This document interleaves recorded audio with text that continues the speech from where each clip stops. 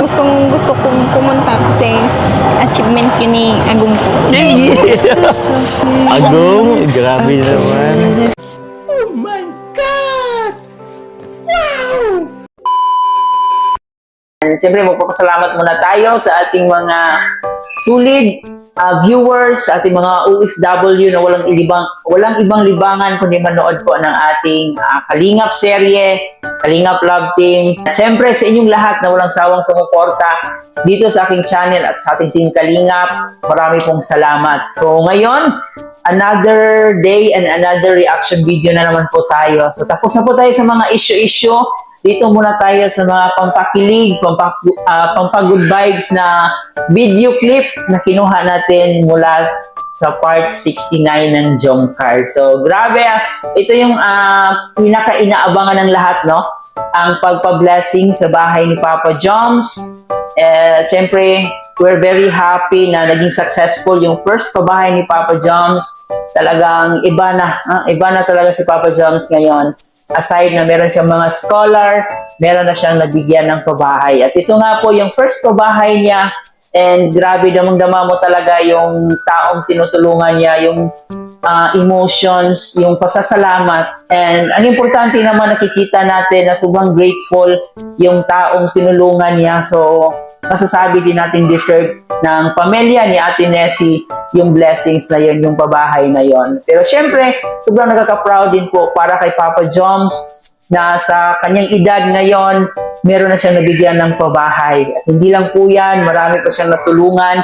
Dahil rin po sa inyong walang sawang pagsuporta dito sa kanya, siyempre dito sa kanyang channel. So maraming salamat po sa inyong lahat, guys, especially po sa mga sponsors ng Jomcar at sa mga nag-sponsor kay Papa Joms.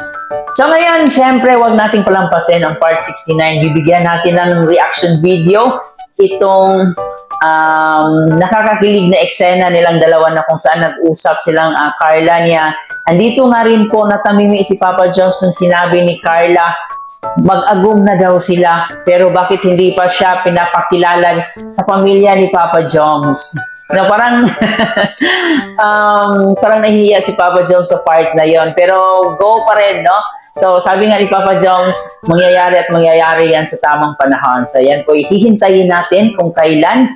Siyempre, naghihintay rin po tayo kung kailan sasagutin ni Carla itong si Papa Joms. No? So, ayan guys, bibigyan natin yan ng reaction. Samahan niyo ako. Pero bago tayo magpatuloy, bago pa lang po kayo dito sa ating munting channel, please don't forget to subscribe. At huwag natin kalimutan palaging suportahan ang ama ng Kalingap, si Kuya Bal Santos Matubang, si Ate Edna Vlog, si Kalingap Rab, at syempre si Jack Matubang. Suportahan din po natin ang ating K-Boys, Kalingap Partners, at ang ating mga charity vloggers sa Pilipinas. At syempre, huwag na natin patagalin pa. Alam ko excited kayo at alam kong gusto niyo nang panoorin ang mga nakakakilig na banat ni Kalingap Jomar or kay Papa Joms dito sa kanyang agum na si Carla. So tara guys, samahan niyo ako, panoorin muna natin to. Maraming natutulungan si Kuya Rob. Kaya yun, nakapag-charity ka na rin. Pero, grabe, sobrang salamat nakapunta ka. Kasi nung isang araw sabi mo, hindi ka makapunta eh. Kaya nga po eh, hindi na lang po nagsuspend, kaya nakapunta po ako, wala po kami pasok. Sumakto ano, alam mo naman dito sa lugar natin, konting ulan, suspended agad yung klase. Siyempre po, gusto kong pumunta kasi achievement yun ni Agong ko. Yes! Agong, grabe naman. Agong na ba talaga yan? Hindi yan joke, ha? Joke lang po. Oh, joke. Pero yun nga, kaka-proud. Salamat talaga at nakapunta ka. Grabe, munti ka na. Alam mo kanina, hindi ko pa sure kung makapunta ka. Pero, buti na lang, nakita ko may naka-live. nakita ka, andun ka. Tsaka, grabe, salamat din sa message mo, ha. Kahit maiksi, pero ramdam ko yung sincerity ng sinabi mo. Parang, yun nga, feeling ko sobrang proud ka sa ating dalawa. Pasensya na. Bakit? Dami ko sanang gustong sabihin kaso nahihiya ako. Dami kong tao. Ay, okay lang yun. Actually, Sa tuwing tinititigan mo lang ako eh. Parang ang dami mo na sa akin sinasabi eh. Alam ko naman na yun kung anong gusto mong sabihin. Nahiya ka lang talaga. Alam ko din kung bawat titig mo, alam ko na kung napipikon ka na, kung galit ka na. Kilalang kilala ko yung mata mo ay. Tulad niyan. Oh, kinikilig ka. Di ba? Kinikilig ka? Hindi po. Ha? Ewan ko po sa inyo. Oh? Tsaka na-miss ko na din po dito sa Naga. Tagal na po nung huling punta namin dito. Kaya nga ay, buti na nga lang sumakto at merong ribbon cutting. At least, nakadala ulit kayo dito sa Naga. Sana marami pa. No? Siya nga pala, kasi kanina dun sa ribbon cutting, alam mo yung handaan dun, yung setup, parang ikakasal. So tingnan, pag kinasal tayo, saan mo gusto magpakasal? Saan mo gusto magkabahay? Sa dito sa Naga? Salim naman po kayo. Ha? Hindi nyo pa nga po ako dinadala sa bahay nyo. Uy! Oy! Oh, sorry na. Sinabi mo pa talaga sa vlog ha. Nalitok mo ko yun ha. Grabe. Ba't naman natahimik ka? Joke lang naman po yun. Eh, kahit na joke yun, ata namang totoo rin yun eh.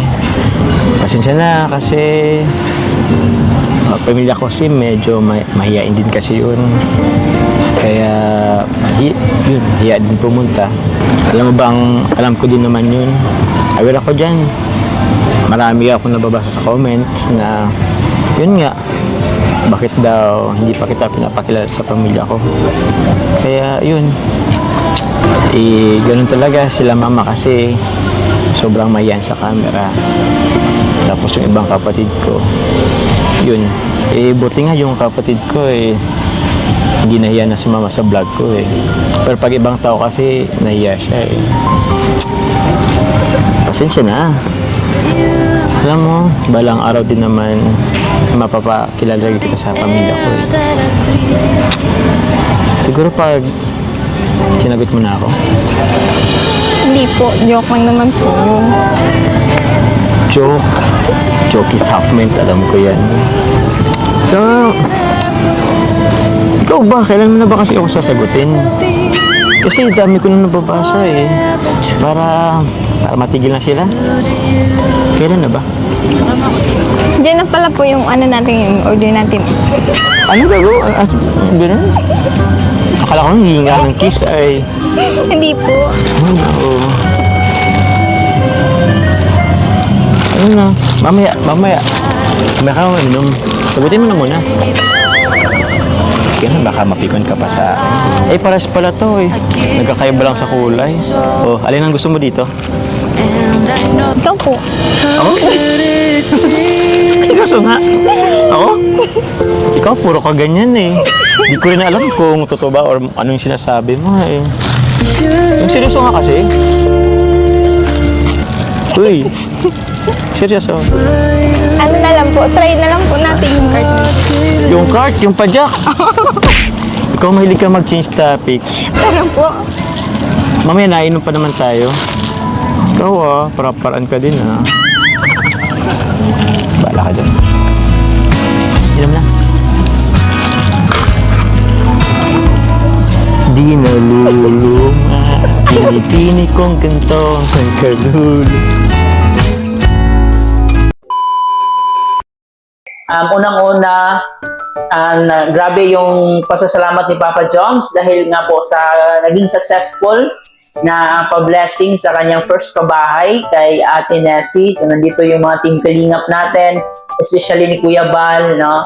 So, ayan, sobrang happy po siya na hindi niya lubos akalain na makapagpabigay siya ng pabahay dito sa mga taong nangangailangan, and we all know na deserve naman po yun sa pamilya ni Ate Nessie kasi sobrang hirap po nila para sa akin deserve. And syempre, sobrang proud po tayo kay Papa Joms na kahit sa dami ng pagsubok na dumating sa kanya, na ipagpatuloy pa rin niya yung pabahay niya and naging successful ito dahil po sa tulong niyo at syempre sa ating mga sponsors at sa ating Team Kalinga. So, sobrang napaka-grateful po ni Papa Joms sa part na yon.